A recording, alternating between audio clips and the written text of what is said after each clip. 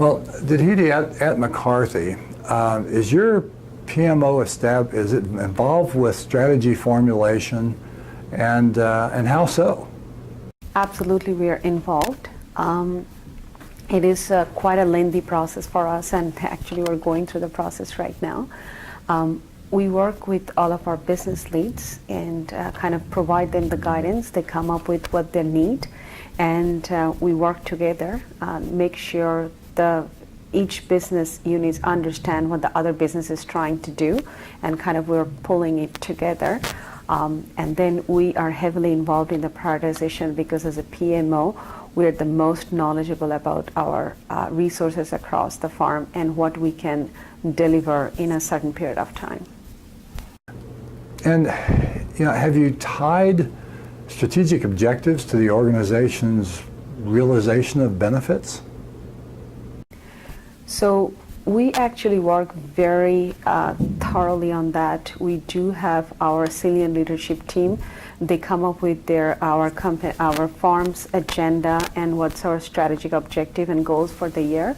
And we try to match each and every project that what goals and objective it is pointing towards. And then we go through a prioritization process based on our customer demand and what the business units are trying to provide in a short period of time.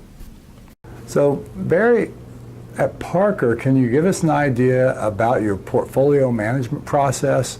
And is your PMO involved in strategy formulation for the organization? So from a portfolio perspective, the PMO works closely with our Vice President of Operations and the business teams to try to identify how we fit in.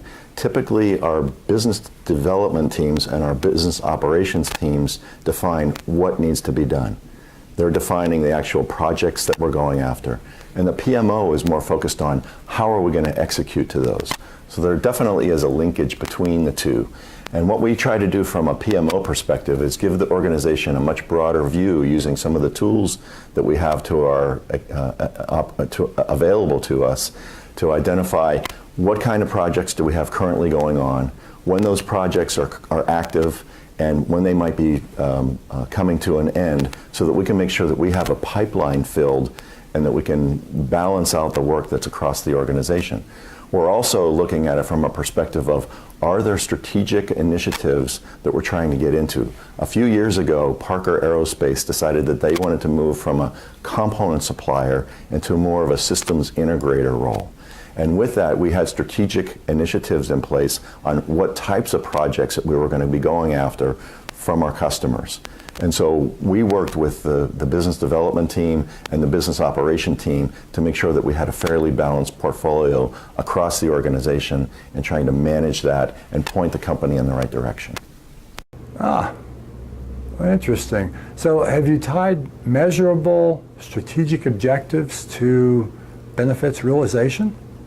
So within our organization, the intersection of portfolio management and business realization really defines the profitability of our organization. So it's really important that we have a tight linkage between what are the projects that we're going after, do they provide us with the right level of profitability within the organization, and how do we execute those two together to realize those benefits that we've established.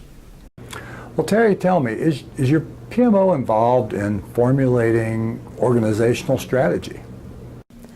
Our EPMO at Mayo Clinic is part of the Strategic Management Office and Department, and so as a part of that, we're indirectly related to the strategy formulation. What I mean by that, there's two components of our department. One is a strategic management component that works directly with the executives on the vision, the mission, and the strategic objectives, and then the EPMO is really that project execution component. So we have we're very tied together, but we're actually doing a little bit separate work. As far as the alignment, what we do is we actually tie directly to what those objectives are and make sure every project is aligned to our strategic objectives as formulated by our leadership.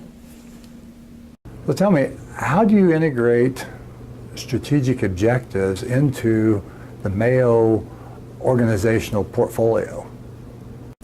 At Mayo Clinic, we use the balanced scorecard approach for managing our strategic objectives and the related performance metrics, but we still have a huge opportunity to actually mature that much further in performance metrics through benefit realization and having metrics that, again, are maybe a little bit simpler, more meaningful, but also project metrics that can align directly to those strategic metrics.